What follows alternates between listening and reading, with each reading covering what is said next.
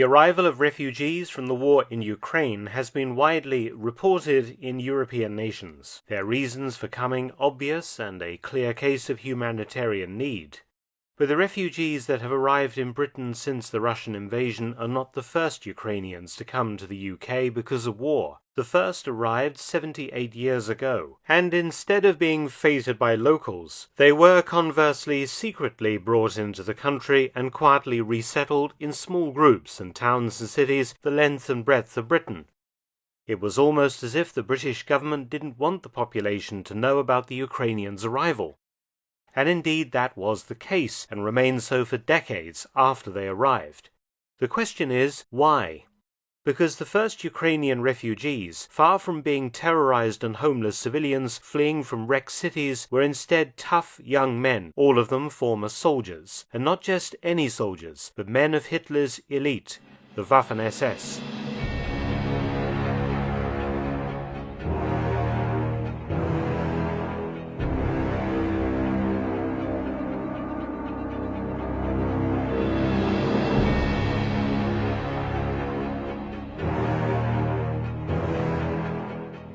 That's right, just after the end of the war, the British government allowed former SS to settle in the UK. Not a few dozen, or even a few hundred, but over 8,000, all former members of the Ukrainian SS, over which accusations of war crimes committed on the Eastern Front still hangs today. Who these Ukrainian SS were, and why the British government deliberately let them come to the UK, is both fascinating and not a little disturbing. This then is the secret story of the Ukrainian SS refugees, who came to Britain and never left, a story the British government hoped would just go away.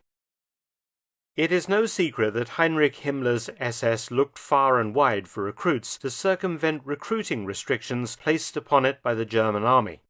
In German-occupied Ukraine, the Germans discovered many men sympathetic to the Nazi cause, or more particularly adherents of a brand of Ukrainian nationalism that was opposed to Soviet communism and sought an independent Ukrainian state. Many of these groups saw the German occupation of Ukraine as the beginning of their own national dream, and by cooperating with the occupiers they might promote independence, or at least some kind of autonomy under Hitler's rule.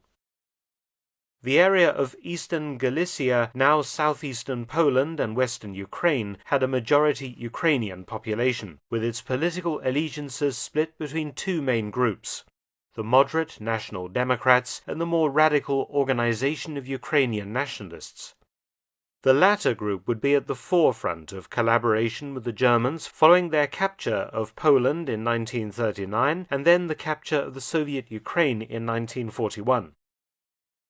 The Organization of Ukrainian Nationalists was split into two factions, the moderate OUN-M, led by Andriy Melnik, and the more radical OUN-B under Stepan Bandera. Under German occupation, the Ukrainian leaders wanted an armed force of their own, but due to Nazi racism regarding Slavic peoples, this only happened in 1943 as German manpower losses forced it to look further afield for new groups to recruit. The German governor of Galicia, Dr. Otto von Wechter, suggested raising an SS division from among Ukrainians in his province for service on the Eastern Front. Himmler supported the idea, and on the 28th of April 1943 the new unit was announced, with a call for volunteers. Himmler stipulated that the word Ukrainian was not to be used in the new division's title. Instead, Galicia, or in German Galizien, was to be used, as it harked back to the name of the old Austro-Hungarian province, giving the unit an imperial and Aryan heritage. The Ukrainian leaders obtained promises from Himmler that the unit would only be used to fight the Soviets and not the Western Allies. The oath the men took to Hitler was also conditional on the continued war against the Soviet Union. There were plenty of volunteers, young men who believed that service in the SS would ultimately further the cause of Ukrainian independence, a strong supporter being Melnik's moderate faction of the OUN. Stepan Bandera was against the unit's creation, largely because he couldn't control it. He also believed its members were just cannon fodder for the German cause and not for Ukraine's. However, later some of Bandera's men did join and achieve high positions in the organization as Bandera tried to infiltrate it. The new unit's official name was the 14th Waffen-Grenadier Division of the SS, 1st Galician, and it adopted as its divisional badge the old Ukrainian symbol of the golden lion with crowns on a blue background.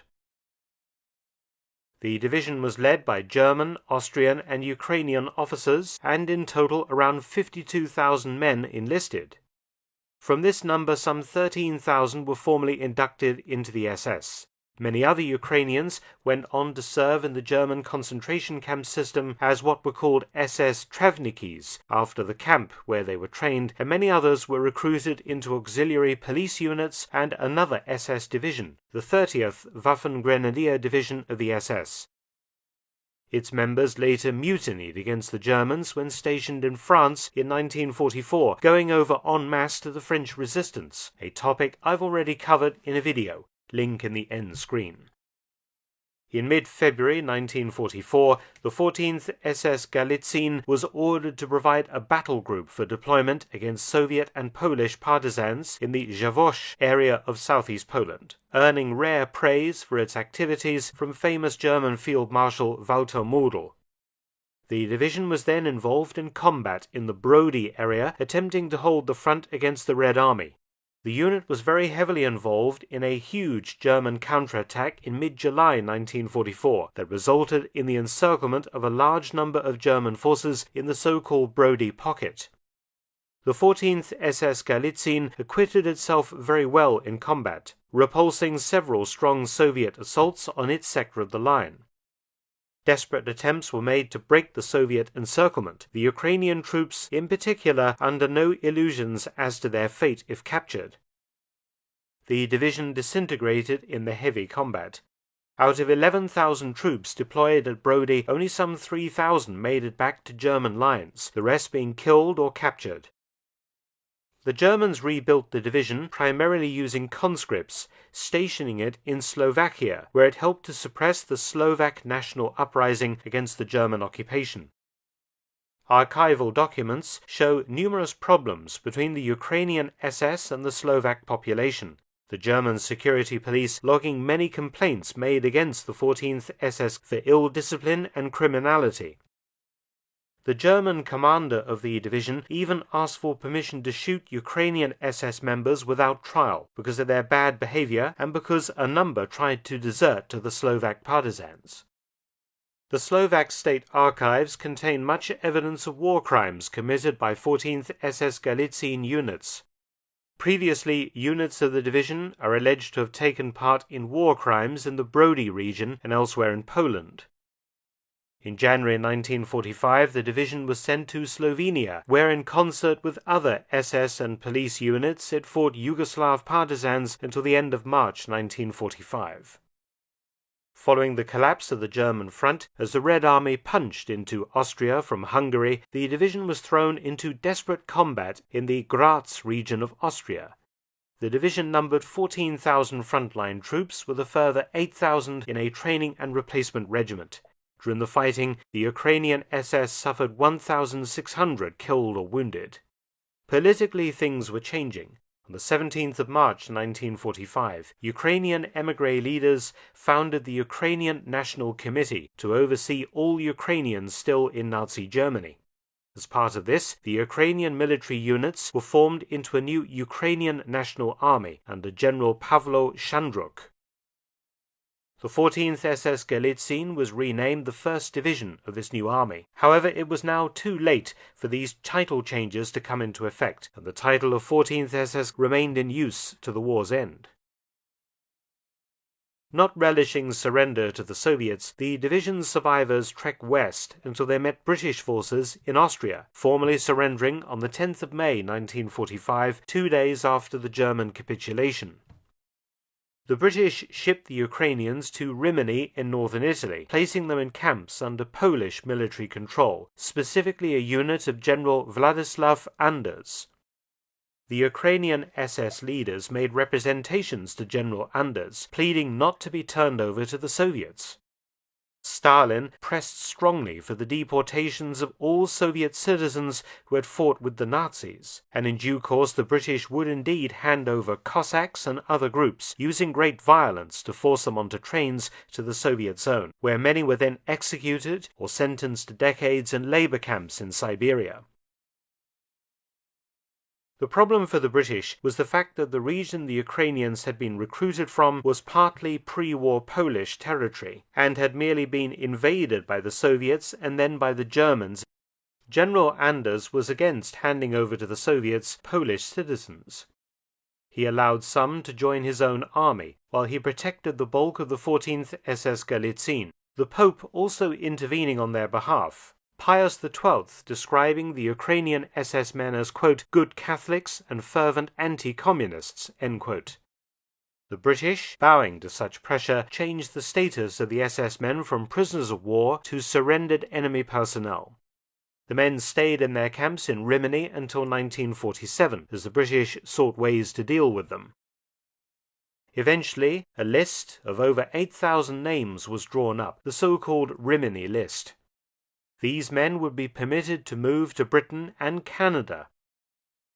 During May to June 1947, 8,570 Ukrainian SS were transported by ships from Venice to Britain. They were only lightly screened for links to war crimes known to have been committed by the division during its existence. These men spent a few months in detention camps in the UK before being freed, with many later emigrating to Canada. Members founded the Association of Ukrainians in Great Britain.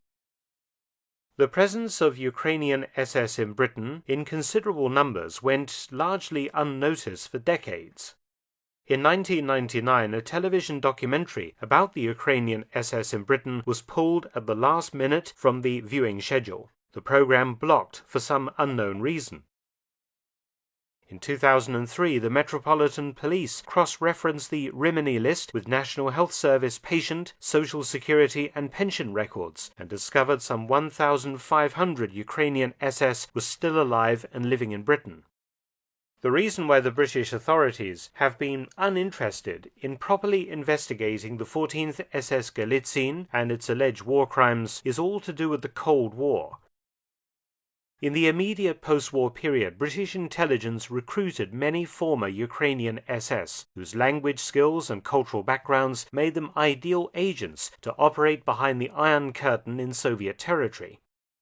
Opening an investigation into war crimes would also force the British government to admit it recruited potential war criminals for its own national self-interest, which wouldn't have played well with the press or the public.